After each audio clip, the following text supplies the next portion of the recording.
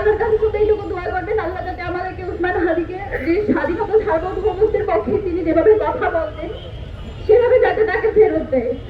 আর আপনাদের সবার উদ্দেশ্যে বলি, এখানে সবার রাজনৈতিক দল মত সবাই উপস্থিত আছেন। আপনারা গত 1 বছর ধরে আওয়ামী লীগ পালিয়ে যাওয়ার পরেও আপনারা যে কাজটা করতে পারেন নাই, আপনারা কালচারাল ফেসিজমকে অ্যাড্রেস করতে পারেন নাই। বাংলাদেশে একটা মানুষ, শুধুমাত্র একটা মানুষ পেরেছিল এবং আজকে সেটার প্রতিদান আপনাকে এইভাবে দিতে হচ্ছে। আপনারা যত সুশীলতা করছেন সেটার প্রতিদান আমার ভাইকে দিতে হচ্ছে।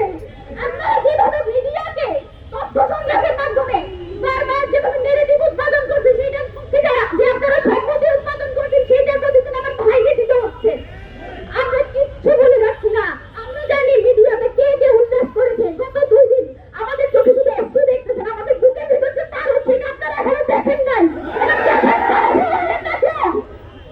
আমার ভাই ফেরত আসবে, বাংলাদেশের স্বাধীনতা সার্বভৌমত্বের পক্ষে কথা বলবে এবং এই মিডিয়াতে যারা বিভিন্ন বয়ান উৎপাদনের মাধ্যমে আমার ভাইকে হত্যাযোগ্য করার চেষ্টা করেছে, আমার ভাইয়ের জীবন মৃত্যুর সঙ্গে যারা বারবার উল্লাস করেছে, যারা বিজয় উদযাপন করেছে, আমি তাদের সবাইকে চিহ্নিত করে রাখছি। আল্লাহ যদি আমাদেরকে বাঁচায় রাখে, ইনকিলাব মঞ্চ যদি বেঁচে থাকে, বাংলাদেশে কালচারাল ফেসিজম যারা কায়েম করতেছেন আপনাদের সবার জন্য আমরা সারা জীবন সত্য হয়ে থাকবো, এটা মাথায় রাখবেন।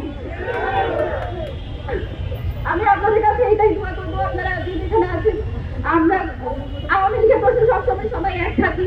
আমরা এটুকু এক্সপেক্ট করি আপনারা ভোটের রাজনীতির জন্য প্লিজ আমাদের এই সব যে কয়টা মানুষ আছে, যে কয়টা মানুষ এখনো দেশের স্বাধীনতা সার্বভৌমত্বকে টিকায় রাখার জন্য যুদ্ধ করে যাচ্ছে, সেই কয়টা মানুষকে প্লিজ আপনারা বিসর্জন দিন না নিজেদের এই ছোট্ট ভোটের কারণে। বাংলাদেশের ছাত্র আপনাদের এই ভোটের চেয়ে অনেক বেশি, আপনাদের নিজস্ব যে ব্যবসা বাণিজ্য সেসবের চেয়ে অনেক বেশি বাংলাদেশের স্বাধীনতা সার্বভৌমত্বের যে দাম সেটা প্লিজ আপনারা বিসর্জন দিবেন না, সেটা বিক্রি করে দিবেন না।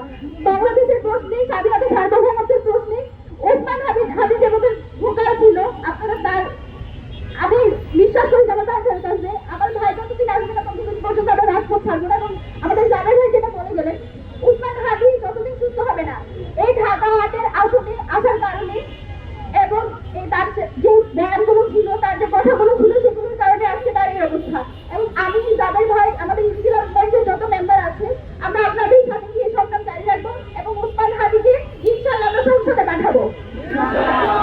আপনাদের সবার দোয়া চাই, আপনারা সবাই আমার ভাইয়ের জন্য দোয়া করবেন। আল্লাহ যাতে তাকে সুস্থ অবস্থায় ঠিক আগের মতো যেভাবে বঙ্গবন্ধু সে স্লোগান দিত, যেভাবে বলিষ্ঠ কণ্ঠে সে বক্তৃতা দিত, সেভাবে যাতে আমরা তাকে ফেরত পাই। আমার ভাইয়ের জন্য দোয়া করবেন। আর কিছু বলার মতো শক্তি সাহস